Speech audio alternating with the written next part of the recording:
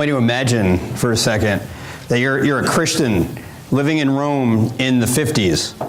Not the 1950s, the 50s, like AD 50. In the middle of that decade, the evil Emperor Nero takes over. And he does not like you because you're Christian. So you're going to get persecuted, and if it's not you, it's probably a friend or a family member. For instance, did you know that some of your Christian friends then were likely sewn up in the skin of wild beasts, where dogs would be let out and they will tear you to pieces? Or perhaps maybe your mother or maybe your sister is tied to these wild donkeys, and then they're let loose, and your relatives are dragged to their death. Or if that's not enough, it's very possible that you know someone who was literally burned at the stake just for entertainment purposes. Nero would actually do that so he could provide light in his yard. If you've somehow managed to survive all that, in the year AD 64, there was a devastating fire that just ransacked Rome. It lasted 6 days, 6 nights. No one knows how it started. But Nero, being Nero, he had to find someone to blame. So guess who he blames? He blames you. You're a Christian, therefore you're an arsonist. Doesn't make sense to us, but it did back then, right? You're going to be arrested, you'll be persecuted, and ultimately crucified. That does not sound like a fun time to live or a fun time to be a Christian. But if you survived all of that, if you are living in that day and age as a Christian, there's a really good chance that you received a letter from Mark called the Gospel of Christ. In this case, it's Mark's Gospel. You see, Mark wrote, all 4 Gospel writers wrote their material to a different set of people. Mark wrote his to a group of Roman Christians who were just being brutalized every day by Nero. Would you agree that they needed some encouragement at that point in their lives? What is more encouraging than Christ crucified? So we are going to begin today our study in the book of Mark. You're going to be in luck because today will be relatively short. It's just an introduction. It's not really much of a sermon. It's more of a lesson. So what you'll see as we move forward today are a decent amount of notes on the screen. I am not going to insult your intelligence and read every single word on there. You have my permission to not look at me and look at the screens, or take a look at my notes later. That's fine. I'm just going to go over some of the important things.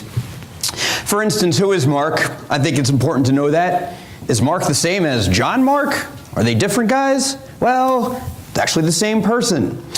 Mark, the writer of this gospel, was whose cousin? Give you $1. Wasn't Jesus' cousin? Yeah. Matthew. Mark. Matthew.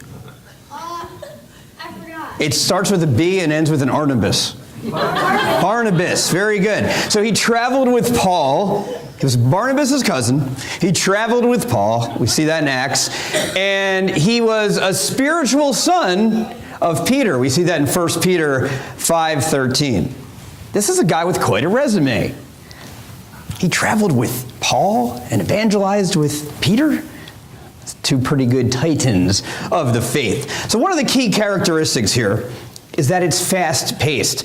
I don't mean that you can read it in 5 seconds. That's not my point. No less than 40 times in this gospel, Mark uses the word immediately. It's got an incredible amount of quick segues, if you will. It's quick-paced, it's dramatic. It was actually initially intended for oral presentation. And what it is, it's just this relentless progression from Jesus' baptism to ultimately his death. And by the way, this is considered the first gospel to be written. Before Matthew, before Luke, and long before John. So what kind of Jesus does Mark show us? Well, He shows us the divine Jesus for sure. We know that Jesus was fully God. And Mark shows a Jesus who has power over disease and nature and evil spirits. He knows the inner thoughts of people. He's in direct and constant communication with God. So he's fully divine. We all know that. But Jesus is also fully man. And Mark shows this. He conveys this probably a little bit better, or at least in more detail, than the other gospel writers. He's subject to human weakness and frailty. This is Jesus. He becomes hungry. He becomes tired. He's unable to work miracles for those who have no faith. Remember, when he goes to his hometown, we see that a prophet is without honor except in his hometown. He exhibits the full range of human emotions, and you don't always think of Jesus that way. We've been talking about that in Wednesday night study with John's Gospel. Pity, anger, he gets wonderment, I'll say, compassion, indignation, love, and certainly anguish. And one of the things we see, he gets so frustrated with his apostles, with the 12, with the disciples. So he struggles a little bit with them, but he also struggles at times to know the will of God. So with that in the background, one of the purposes of this letter was to provide encouragement for these Christians who are really getting persecuted every day in Rome. This letter really serves as their reassurance. In fact, the very first verse of the entire gospel is the beginning of the good news about Jesus, the Messiah, the Son of God. Keep that in mind. That's going to be confession number 1 that we talk about today. It's a very strong proclamation, and it has a singular, unified purpose, and it's this: the path of discipleship must also be a path of suffering.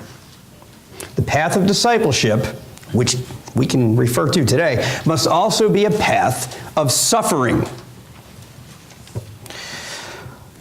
Aside from the identity of Jesus, Mark really hits on this concept of discipleship. And if you know anything about me, one of the things that I really like to focus on in this church is discipleship. Not necessarily leading others to the Lord, although that's obviously critical. How do we make disciples of people who are already Christians? How do we help them along their walk? So again, you can just take a look at these at your leisure. We talk about a lot sacrifice and service. There's some good works. That's what we mean by discipleship. And I don't mean, I'm a good football player. I'm talking about good works, not I'm a good worker, but I'm doing good for others. We see Jesus say, "Follow me," no less than 10 times in this very gospel. And what this does is it really makes you read Mark's gospel in front of a mirror. What do I mean by that? When you are done reading this gospel, you're going to ask yourself, am I doing the very best that I can do as a soldier in Jesus' army? I saw a quote this morning on Facebook, believe it or not. Every now and again, you get a good one, right? So someone who I believe is a preacher said, "I fear that sometimes we stand in the way of people coming to Jesus because we want them to come to church first." Now, by all means, come to the church building. That's not what I'm saying. But it's about Christ first and foremost. One of the things I think we can get out of this is conversing with others. I think if you don't know the gospel, if you haven't been introduced to Christ, I think Mark is a great place to start. Because as we all know, we all follow the news, there's all kind of craziness going on. And I'm talking even in America with all the divisiveness, all the political stuff. And I don't really care whether you're liberal, conservative, somewhere in the middle, radical, whatever. Can't we all agree that this world is way beyond our understanding? And can't we all agree that God is in control? So here's the thing. We call out to God. We need Him. And while we're doing that, others, the world, they're looking to us. They're looking to you. They're calling out to you, especially during adverse situations. God has a purpose for every single person in this room. And part of that purpose is to walk by faith. The very last point I put in there is there are no warm fuzzies. Back when I was in grade school, like 1,000 years ago, we did well, you get those little round fuzzy things. Anyone know what I'm talking about? You know what? And I should have put a little picture up there. That's on me. But anyway, there are no participation trophies in the Gospel of Mark. Are we all familiar with Footprints in the Sand? It's a beautiful poem. I think we should read it every day, personally. But in Mark's Gospel, you're not going to see pictures of you and Jesus holding hands necessarily on the beach. You're not going to see pictures of Jesus carrying you, so to speak. You know who's going to be doing the carrying? You know who's going to be doing the heavy lifting? You. Me. You see, this is more the picture, but picture yourself carrying that cross, following Jesus, who, yes, he's the Son of God, but he's also the suffering servant. Now, Isaiah does this just about as well as anyone. Mark picks up on this theme very well. You follow Jesus not only through the good times, but to the cross as well. And by the way, I know we're given a Reader's Digest right now. We are going to give much greater detail as we get to each of these parts moving forward.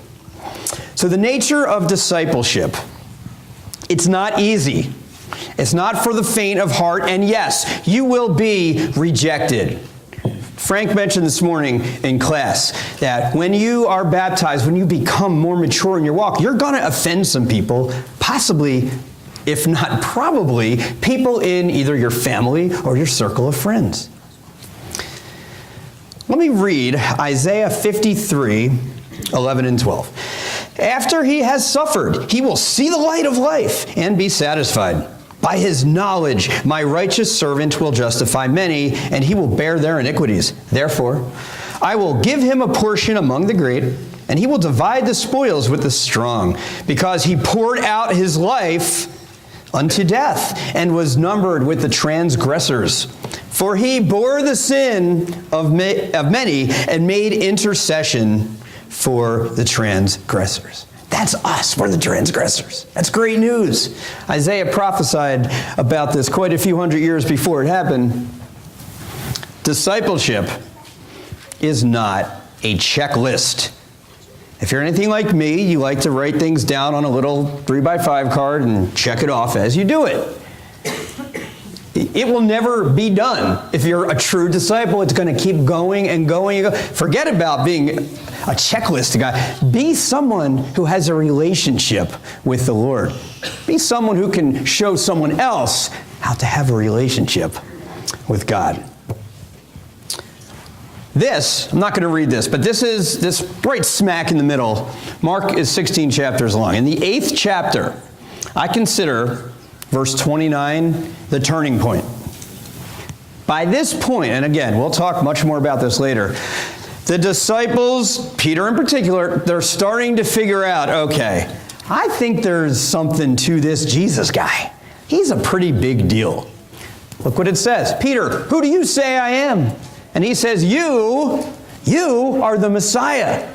And what I'm going to ask you in a few weeks, however you answer that question, that is what says so much about you. How do you answer that question? Who do you say he is? Well, Peter leaves no stone unturned at this point. And his confession leads to teaching the true nature of Jesus' mission, which is now revealed. And guess what? That includes suffering. That includes rejection. That includes death. That includes failure. But you know what? It also includes vindication.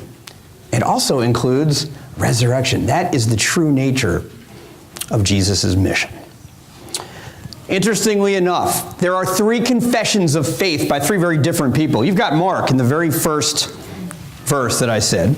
And now you've got Peter. Peter says it right here in 8:29. You are the Messiah. Okay, so you've got the author. Now you've got a Jewish apostle. But wait, there's more. Right toward the end of the gospel, in chapter 15, verse 39, this is when Jesus, well, I'll read it. It says, "And when the centurion who stood there in front of Jesus saw how he died, he said, 'Surely this man was the Son of God.'" He's a Gentile, by the way. You've got three confessions: an author, a Jewish apostle, and a Gentile centurion. Why is that? Because Mark wants to persuade you that Jesus Christ is to be embraced by all.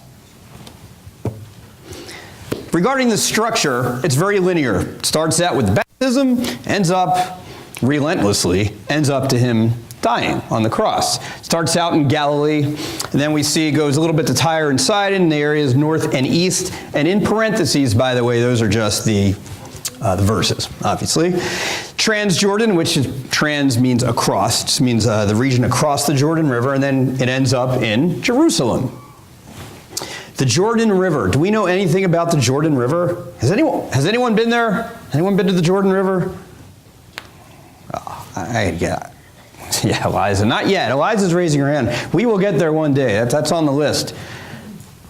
Where was Jesus baptized? In the Jordan River, right? I'd say it's pretty important. And even before that, in the Old Testament times, Joshua 3, what happens? Joshua leads the people across the Jordan River to the Promised Land.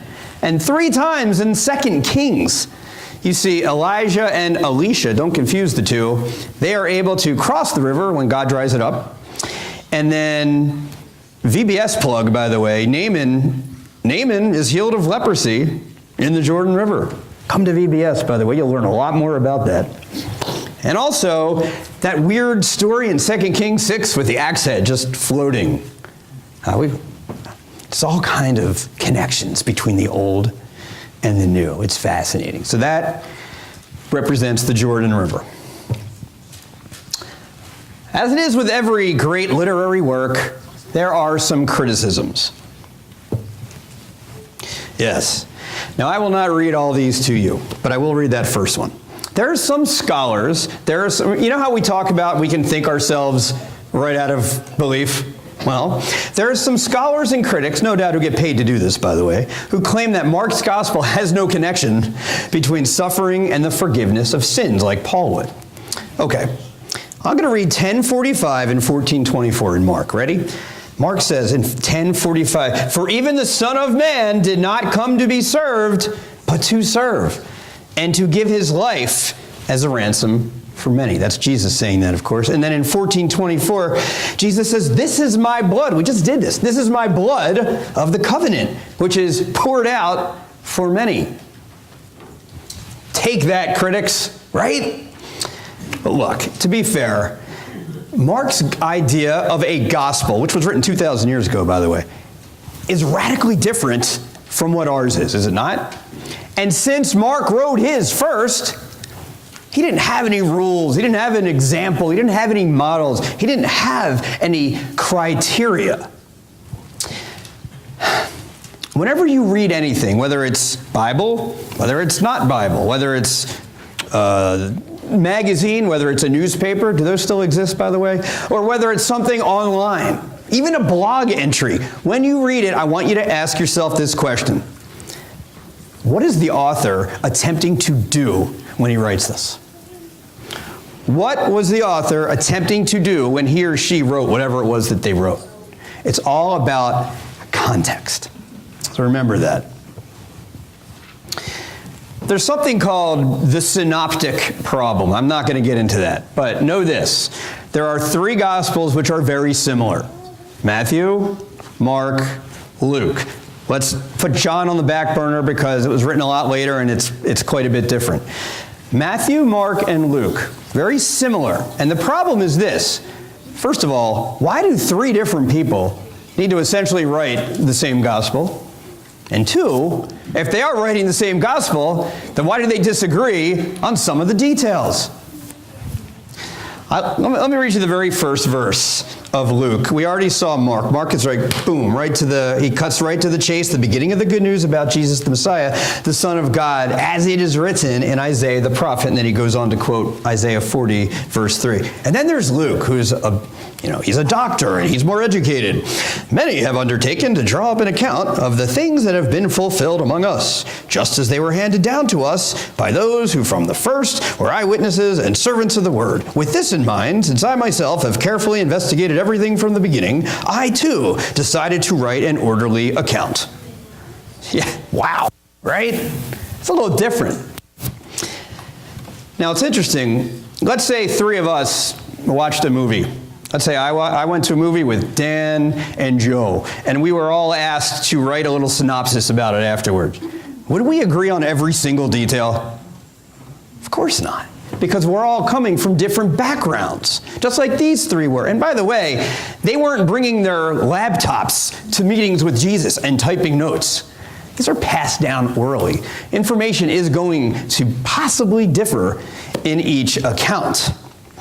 And by the way, Mark is half as long as Matthew and Luke, but the passion story, the crucifixion narrative, is exactly the same size. 90%, by the way, 90% of Mark appears in Matthew and Luke. So obviously, they thought enough of him that they had to depend on him for 90% of what he said. Amazing. So as we start to land the plane here, 4 Gospels, 4 different audiences, 4 roles of Christ, if you will, and 4 major emphasis. Just take a look at Mark. We know that he wrote to the Romans.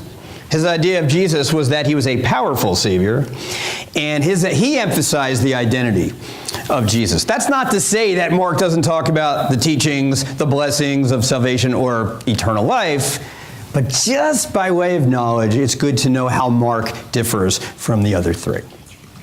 Okay. The summary, it's the 5 F's. Hopefully this does not resemble your report card.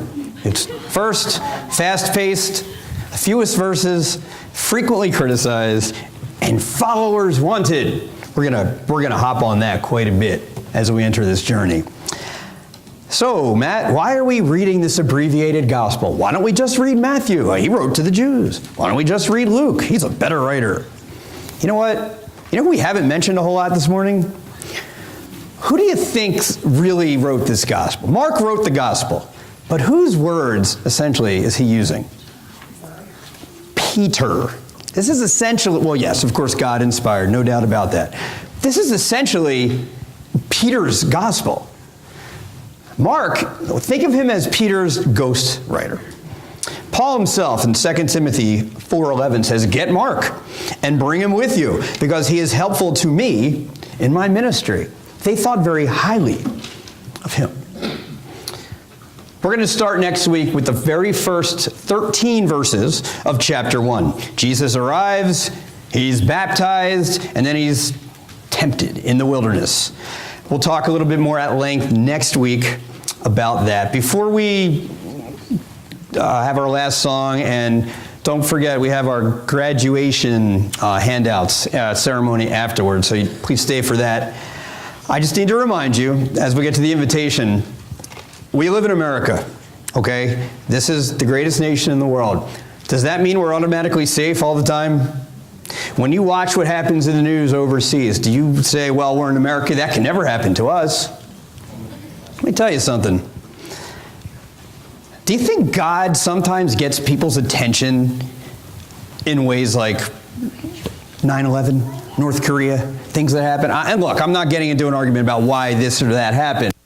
But when we are so comfortable in our walks too, doesn't God just get our attention? He did it with Jonah. He did it with Paul. Paul himself tried to get the attention of the church in Ephesus by using words like that. Do you remember back, I don't know, not everybody was alive, but during September 11th, the ensuing days, remember what the country was like for those next couple weeks? Remember how united we were? And patriotism, spirituality was at a fever pitch. Why did 3,000 people have to die in order for that to happen? That's a shame, isn't it? When people are scared, suddenly God becomes real. When people are worried about their families and protecting their finances and eternity, then all of a sudden, God becomes real. That is what's known as a spiritual wake-up call. I'm not trying to be an alarmist, and I hope, beyond hope, that nothing crazy like that happens here. But we do need a spiritual wake-up call. Everybody in here does, but more importantly, we as a nation need a spiritual wake-up call. I think of my alarm blaring every morning. Yes, that's a wake-up call. But then I have to tell myself, I need a wake-up call because everything I learned yesterday, I need to make sure that that's still there. We need to constantly be reminded not only who we are, but whose we are and who's really in charge. If you have not been baptized or know someone who is not, you need that wake-up call. Because I gotta say, if you died today or if that person died today, they're not going to heaven because heaven is not the default destination.